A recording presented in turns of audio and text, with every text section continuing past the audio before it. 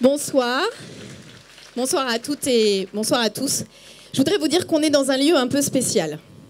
Pas seulement parce que c'est quasiment sec, même quand il pleut des cornes, mais parce que ça a été créé il y a 87 ans tout juste. 86 ans tout juste, en 1931, pour un grand événement qui a accueilli plus de 8 millions de visiteurs. Un très grand événement qui s'appelait l'Exposition coloniale internationale.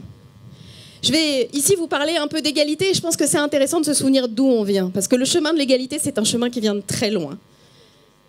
Vous avez entendu parler tout à l'heure de travail et puis de démocratie, mais ce qui nous anime ici tous et toutes, ce qui fait qu'au lieu de passer un samedi après-midi à lire, à dormir ou à jouer au foot, on est ensemble et on essaye de réfléchir, c'est que nous considérons que nous, humains, humaines, nous avons pour notre destin commun l'idée que nous pouvons sortir de nos conditions, sortir de l'évidence de l'inégalité.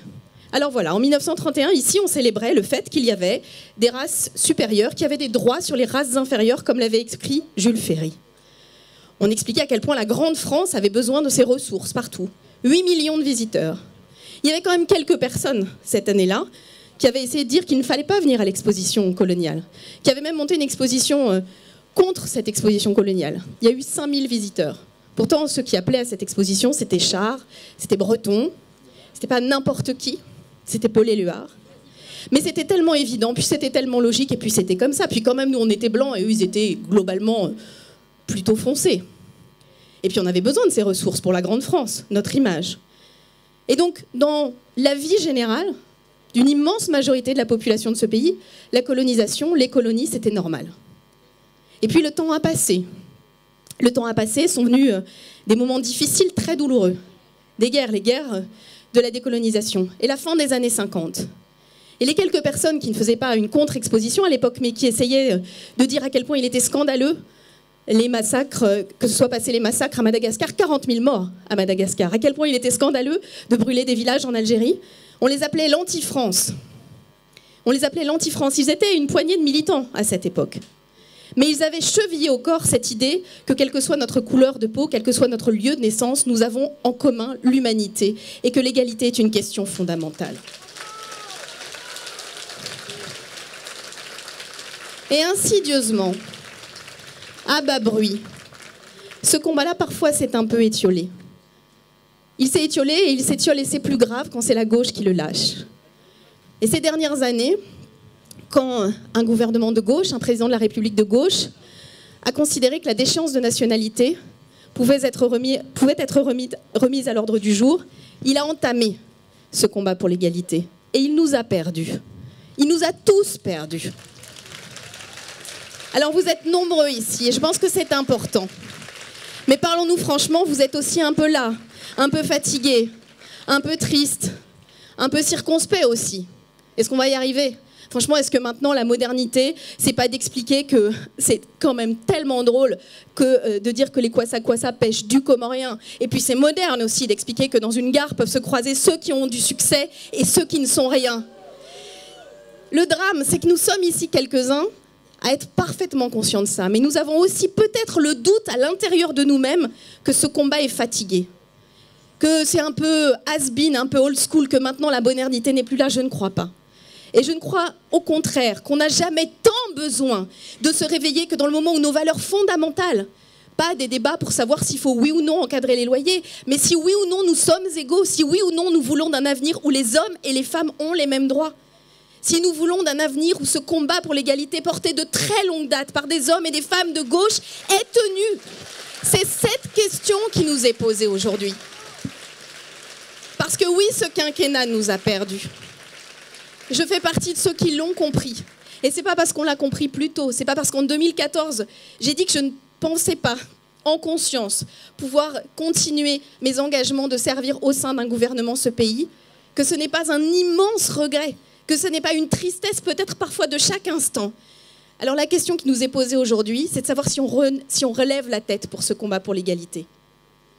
C'est un combat compliqué. Flora Tristan, Flora Tristan, au milieu du 19e siècle, quand elle combattait pour le socialisme, certes, mais surtout déjà pour l'égalité entre les femmes et les hommes, disait « Oui, je sais que dans vos yeux, je suis un monstre femelle parce que je me bats pour les droits des femmes. » C'est de ça dont vient le combat pour l'égalité. C'est d'une difficulté extrême à être ceux qui sont minoritaires, mais qui choisissent pourtant la dureté de ce chemin et la justesse de ce chemin. Et c'est à cela que nous devons œuvrer ensemble. Je l'ai dit, 8 millions de personnes pour l'exposition coloniale, 5000 personnes de l'autre côté. Et pourtant, où était le sens? Où était la morale? Où était la justice?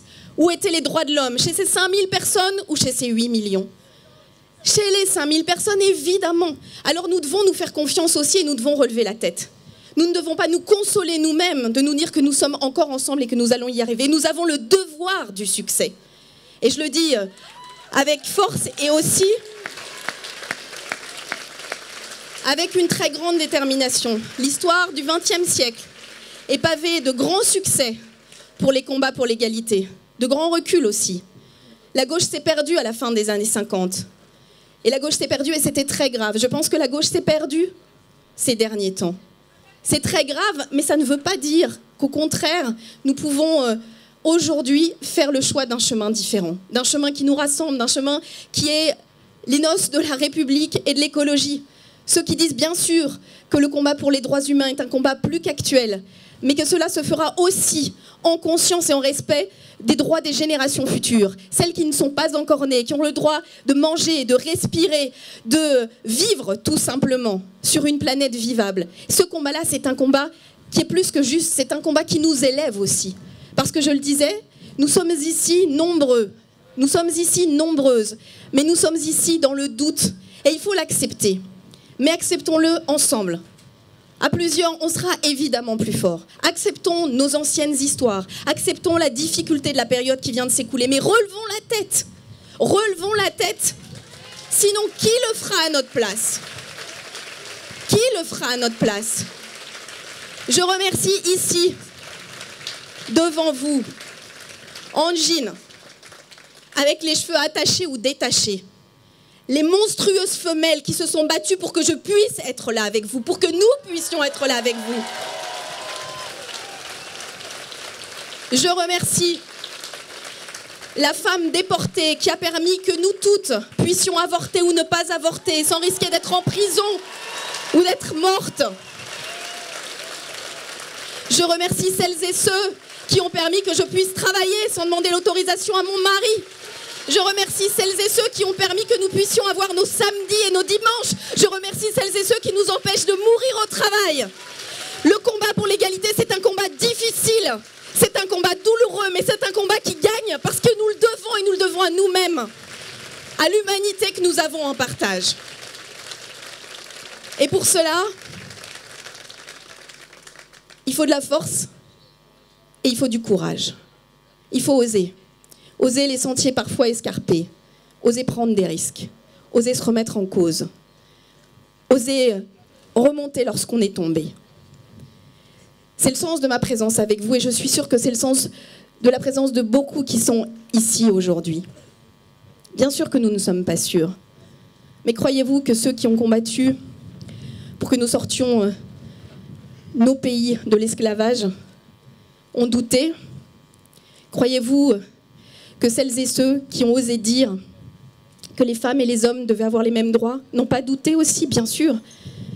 Le conservatisme, la stabilité, le maintien des acquis, les choses qui ne changent pas, finalement c'est le plus simple. Se battre pour que ça change, c'est plus difficile, mais c'est plus exaltant.